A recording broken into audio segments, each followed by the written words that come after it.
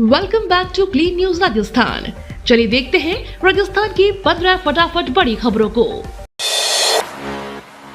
जयपुर में खुलेंगे 200 से अधिक ग्लोबल सेंटर, 1.5 लाख नौकरियों का लक्ष्य। भजनलाल लाल सरकार राजस्थान को आईटी हब बनाने की दिशा में तेजी से कदम बढ़ा रही है। इस रणनीति के तहत जयपुर में 200 से ज्यादा ग्लोबल कैपेबिलिटी सेंटर स्थापित किए जाएंगे, जिससे करीब 1.5 लाख रोजगार सृजित होने की संभावना है। सरकार artificial intelligence, data centre, AVGC और टेक सेक्टर पर फोकस कर रही है। 4 से 6 जनवरी तक आयोजित होने वाला Rajasthan Digifest tie global summit 2026 इस विजन को आगे बढ़ाने का अहम मंच होगा। शीतलहर के चलते आंगनबाड़ी केंद्रों में बच्चों का अवकाश 10 जनवरी तक बंद। कड़ाके की सर्दी और शीतलहर को देखते हुए बीकानेर जिला कलेक्टर ने जिले के सभी आंगनबाड़ी केंद्रों में बच्चों के लिए 10 जनवरी तक अवकाश घोषित किया है। जारी आदेश के अनुसार बच्चों की उपस्थिति पर रोक रहेगी ताकि उन्हें ठंड से सुरक्षित रखा जा सके। हालांकि आंगनबाड़ी केंद्रों में अन्य आवश्यक गतिविधियां पूर्ववत जारी रहेंगी। प्रशासन ने अभिभावकों से अपील की है कि बच्चों के स्वास्थ्य का विशेष ध्यान रखें और ठंड से बचाव के जरूरी उपाय अपनाएं। 1 फरवरी से केवाईबी प्रक्रिया खत्म, एनएचएआई का फैसला फास्टैग धारकों के लिए राहत।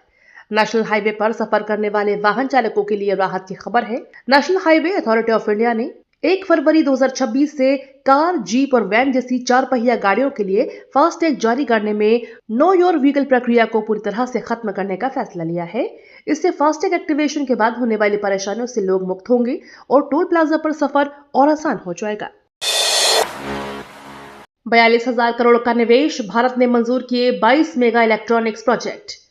इलेक्ट्रॉनिक्स और सूचना प्रौद्योगिकी मंत्रालय ने इलेक्ट्रॉनिक्स कंपोनेंट्स मैन्युफैक्चरिंग स्कीम के तहत 22 नए प्रस्ताव मंजूर किए हैं।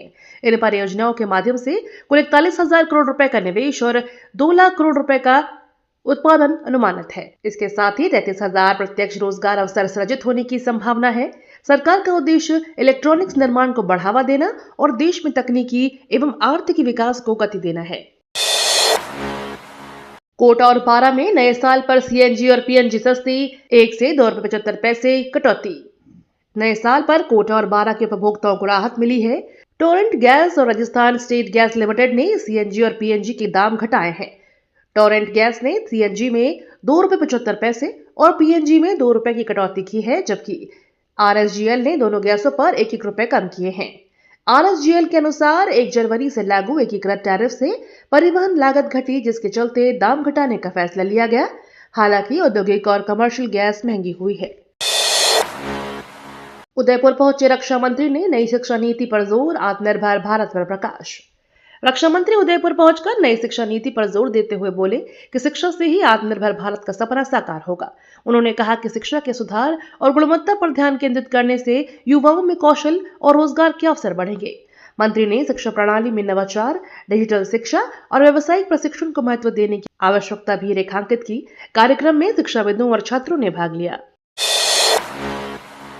शीतलहर का प्रकोप जारी, चिकित्सा विभाग ने आमजन के लिए एडवाइजरी जारी की। राजस्थान में शीतलहर का प्रकोप लगातार जारी है। चिकित्सा विभाग ने आमजन के लिए विशेष एडवाइजरी जारी की है। विभाग ने लोगों से अपील की है कि वे ठंड से बचाव के लिए गर्म कपड़े पहने, बाहर निकलते समय सतर्क रहें और बच्चों तथा बुजुर्गों का विशेष ध्यान रखें। इसके अलावा स्वास्थ्य समस्याओं के लक्षण दिखने पर तुरंत नजदीकी स्वास्थ्य केंद्र से संपर्क करने की सलाह दी गई है। 2026 में आरपीएससी की पहली भर्ती परीक्षा 11 जनवरी को 8 को एडमिट कार्ड। साल 2026 में राजस्थान लोक सेवा आयोग की पहली भर्ती परीक्षा 11 जनवरी को आयोजित की जाएगी। यह परीक्षा डिप्टी कमांडेंट के 4 पदों के लिए होगी। परीक्षा अजमेर जिला मुख्यालय पर दोपहर 12 बजे से 2:30 बजे तक ओएमआर आधारित आयोजित होगी। अभ्यर्थियों को 5वें विकल्प के लिए 10 मिनट का अतिरिक्त समय दिया जाएगा। आयोग ने बताया कि प्रवेश पत्र 8 जनवरी को जारी किए जाएंगे और सभी निर्देशों का पालन करने की अपील की गई है। भूपेंद्र यादव का ऐलान, अलवर में टाइगर संरक्षण पर पहली अंतर्राष्ट्रीय मैराथन। केंद्रीय वन एवं पर्यावरण मंत्री भूपेंद्र यादव ने घोषणा की है कि 8 फरवरी को अलवर में देश की पहली अंतर्राष्ट्रीय मैराथन आयोजित की जाएगी। इस मैराथन का उद्देश्य टाइगर प्रोटेक्शन और फॉरेस्ट कंजर्वेशन के प्रति जागरूकता बढ़ाना है। उन्होंने बताया कि आयोजन की तैयारियां जोरों पर है। केंद्रीय मंत्री ने उम्मीद जताई है कि इस आयोजन में देश और विदेश के नामी खिलाड़ी हिस्सा लेंगे और अलवर को अंतर्राष्ट्रीय पहचान मिलेगी। सिंगल यूज प्लास्टिक्स पर निगम की सख्ती, एक दिन में 1,58,000 का जुर्माना। सिंगल यूज प्लास्टिक के खिलाफ नगर निगम ने सख्ती दिखाए। निगम की टीमों ने 4 जोनों में निरीक्षण कर कार्रवाई करते हुए एक ही दिन में कुल 1,58,000 रुपए का जुर्माना वसूल किया। अधिकारियों ने कहा कि यह कदम प्लास्टिक मुक्त शहर बनाने और पर्यावरण संरक्षण को बढ़ावा देने के उद्देश्य से उठाया गया है। निगम ने नागरिकों और व्यवसायियों से अपील की है वे नियमों का पालन करें और प्लास्टिक का उपयोग कम करें। नए साल पर अलवर पुलिस की गांधीगिरी, बिना हेलमेट वालों का माला पहनाकर स्वागत। नए साल के मौके पर अलवर पुलिस ने सड़क सुरक्षा को लेकर अनोखी गांधीगिरी दिखाए। रोड सेफ्टी वीक के तहत हेलमेट नहीं पहनने वाले वाहन चालकों को रोका गया, लेकिन चालान के बजाय उन्हें माला पहनाकर समझाइश दी गई। पुलिस का यह तरीका लोगों को हैरान करने के साथ जागरूक भी करता नजर आया। इस पहल का असर यह रहा कि सड़क पर चल रहे अन्य चालक भी नियमों का पालन करते दिखे। पुलिस ने बताया कि उद्देश्य दंड नहीं बल्कि सुरक्षा के प्रति सोच बदलना है। मुख्यमंत्री अनुप्रति कोचिंग योजना, मेरिट सूची चयनित अभ्यर्थियों की 10 जनवरी तक उपस्थिति जरूरी। मुख्यमंत्री अनुप्रति कोचिंग योजना के तहत मुख्य मेरिट सूची में चयनित अभ्यर्थियों को 10 जनवरी तक संबंधित कोचिंग संस्थाओं में अपनी उपस्थिति दर्ज करानी होगी। अधिकारियों ने कहा कि उपस्थिति अनिवार्य है और समय पर रिपोर्ट न करने वाले अभ्यर्थियों को लाभ नहीं मिलेगा। योजना का उद्देश्य योग्य छात्रों को कोचिंग सुविधाएं उपलब्ध कराकर प्रतियोगी परीक्षाओं में सफलता दिलाना है। अभ्यर्थियों से कहा गया है कि वे सभी आवश्यक दस्तावेज और जानकारी साथ लेकर उपस्थित हों। प्रार्थना सभा में अखबार पढ़ना अनिवार्य, करंट अफेयर्स चर्चा पर शिक्षक संघ ने जताई आपत्ति। राज्य के सरकारी स्कूलों की प्रार्थना सभा अब नए स्वरूप में नजर आएगी।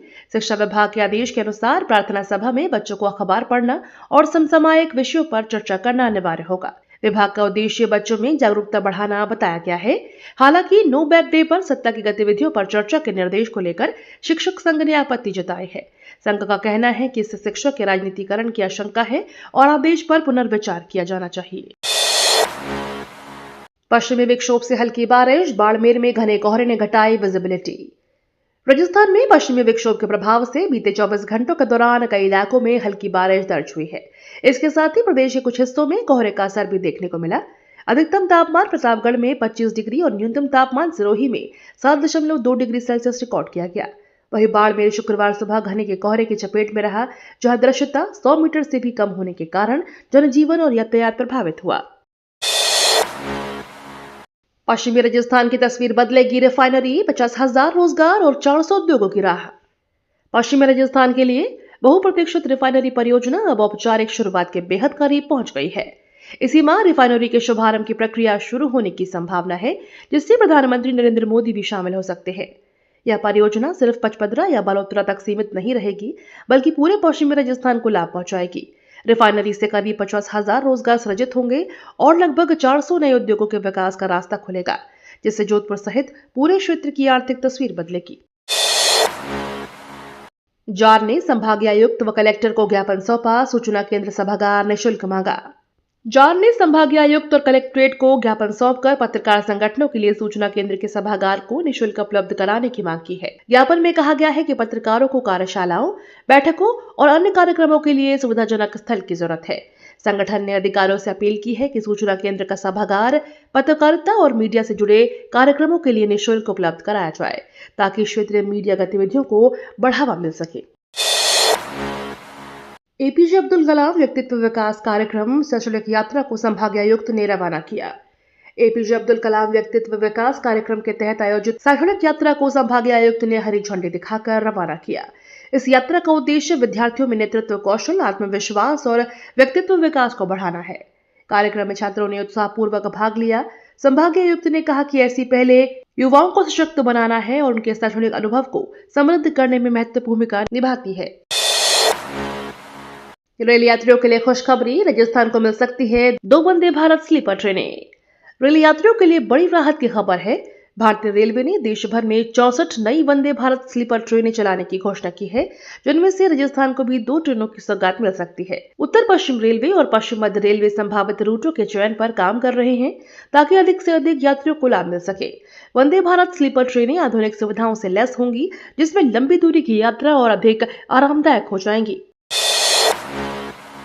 नए साल में कोटा नगर निगम का बड़ा तोहफा, एक साथ मिलेंगी कई सुविधाएं। नए साल में कोटा नगर निगम ने आमजन को बड़ी राहत देते हुए कई सेवाएं एक साथ उपलब्ध कराने का फैसला किया है। अब नाम हस्तांतरण के लिए आवेदन करने पर विक्रय स्वीकृति भी साथ ही जारी हो जाएगी। इससे लोगों को बार बार निगम के चक्कर नहीं लगाने होंगे। इसके अलावा नगर निगम के विभिन्न कार्यों के लिए तय समय सीमा भी निर्धारित कर दी गई है। निगम का उद्देश्य पारदर्शिता बढ़ाना और सेवाओं को तेज व सुगम बनाना है। सुप्रीम कोर्ट आदेश के बावजूद समान सेवा लाभ नहीं, विशेष शिक्षकों का प्रदर्शन। सर्व शिक्षा अभियान के तहत करीब 20 वर्षों से कार्यरत संविदा विशेष शिक्षकों ने शुक्रवार को जयपुर के शहीद स्मारक पर प्रदर्शन कर न्याय की गुहार लगाई है। शिक्षकों का आरोप है कि सुप्रीम कोर्ट के स्पष्ट आदेश के बावजूद उन्हें नियमित कर्मचारियों के समान सेवा लाभ नहीं दिए जा रहे हैं। उन्होंने राज्य सरकार और शिक्षा विभाग पर आदेशों की अनदेखी का आरोप लगाया है। प्रदर्शन के जरिए शिक्षकों ने सरकार से जल्द निर्णय लेकर समान वेतन, पदोन्नति और अन्य सेवा लाभ देने की मांग की है।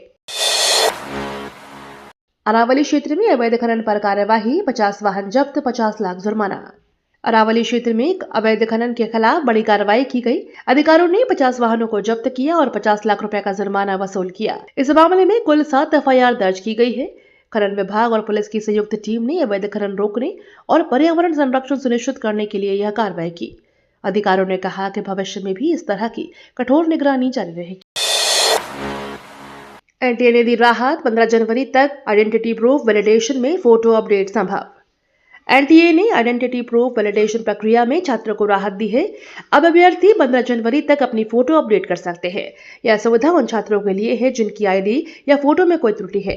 NTA ने कहा कि समय पर फोटो अपडेट करना अनिवार्य है ताकि परीक्षा में किसी भी प्रकार की समस्या न आए और उम्मीदवारों को आवेदन प्रक्रिया और परीक्षा में आसानी हो। अंतर्राष्ट्रीय ऊंट उत्सव का रंगारंग आगाज, बीकानेर ने आमंत्रित किया न्योता। बीकानेर में अंतर्राष्ट्रीय ऊंट उत्सव का रंगारंग आगाज हुआ। कार्यक्रम की शुरुआत पारंपरिक पूजन और पीले चावल के उत्सव के साथ हुई। इसके बाद आवड़ी मनवार कार्यक्रम के माध्यम से संस्कृति और लोक परंपराओं का जश्न मनाया गया। आयोजकों ने देश विदेश के पर्यटकों और प्रतिभागियों को बीकानेर आने का न्योता दिया। उत्सव में संगीत, नृत्य और ऊंटों की सवारी ने कार्यक्रम में खास आकर्षण बढ़ाया।